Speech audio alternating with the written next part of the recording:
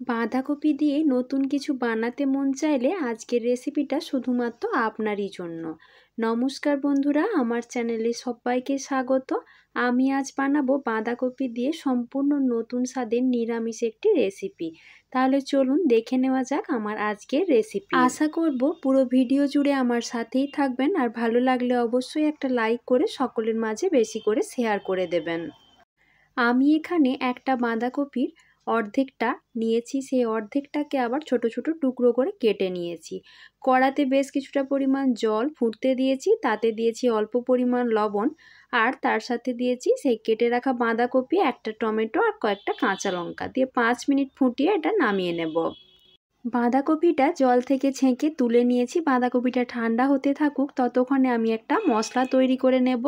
তার জন্য আমি বাঁধাকপির সাথে যে টমেটোটা সেদ্ধ হতে দিয়েছিলাম সেই টমেটোটা খোসা ছাড়িয়ে নিয়েছি, আর নিয়েছি 2 গিট মতো আদা, আর তার সাথে নিয়েছি কয়েকটা কাঁচা লঙ্কা দিয়ে এটা সব কিছু একসাথে বেটে নিয়েছি। অন্যদিকে বাঁধাকপিটা ঠান্ডা করে হাত দিয়ে অতিরিক্ত জলটা চেপে চেপে বার করে নিয়েছি। তার সাথে দিয়েছি 2 চামচ মতো গুঁড়ো দুধ দিয়ে মিক্সিং জারে এটা ভালো করে বেটে নিয়েছি। গুঁড়ো দুধটা দেওয়ার ফলে এর স্বাদটা খুবই সুন্দর হয়। এখন ওই বেটে রাখা বাঁধাকপিটার সাথে দিয়ে দিয়েছি অল্প পরিমাণ একটু হলুদের গুঁড়ো, আর দিয়েছি জিরের গুঁড়ো, তার সাথে দিয়েছি আদা আর কাঁচা লঙ্কা বাটা, আর তার সাথে দিয়ে দিচ্ছি 1 চামচ ভর্তি করে বেসন দিয়ে সব কিছু হাত দিয়ে ভালো করে মেখে নিয়েছি। এখন কড়াতে বেশ কিছুটা পরিমাণ তেল ভালো করে গরম করে নিয়েছি, আর হাত দিয়ে ওই মিশ্রণটাকে চ্যাপটা চ্যাপটা করে শেপ দিয়ে নিয়েছি। তারপর একটা একটা করে বাঁধাকপির কোপ্তা তেলের ওপর দিয়ে ভালো করে ভেজে নেব। এটা ভাজবার সময় খেয়াল রাখবেন গ্যাসের ফ্লেমটা একটু কমিয়ে ভালো করে সময় নিয়ে ভেজে নিতে হবে, তা না হলে কিন্তু ভেতরটা কাঁচা থাকবে, তখন একদমই খেতে ভালো লাগবে না।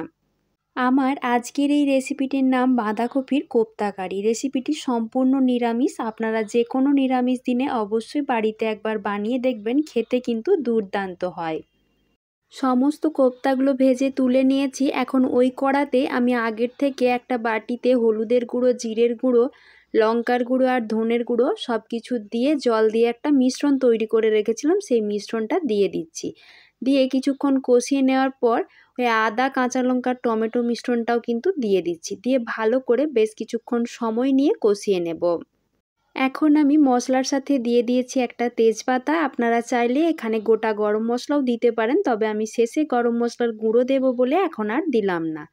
মশলা ভালোভাবে কষানো হয়ে গেলে আমি এখানে দিয়ে দিচ্ছি 1 বাটি দুধ।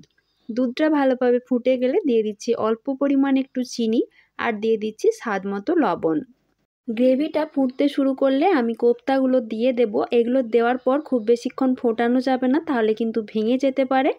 এখন দিয়ে দিচ্ছি অল্প পরিমাণ একটু গরম মশলার গুঁড়ো, আর দিয়ে দিচ্ছি ধনেপাতা কুচি দিয়ে গ্যাসের ফ্লেমটা বন্ধ করে 5 মিনিটের জন্য স্ট্যান্ডিং টাইমে রেখে দিয়েছিলাম। ফিরে এসেছি 5 মিনিট পর। দেখুন এটা দেখতে কতটা লোভনীয় হয়েছে। খেতেও কিন্তু অত্যন্ত সুস্বাদু হয়। নিরামিষ দিনে এই রকম রেসিপি থাকলে আর কিছুই লাগবে না, এটা দিয়েই কিন্তু সব ভাত খাওয়া হয়ে যাবে।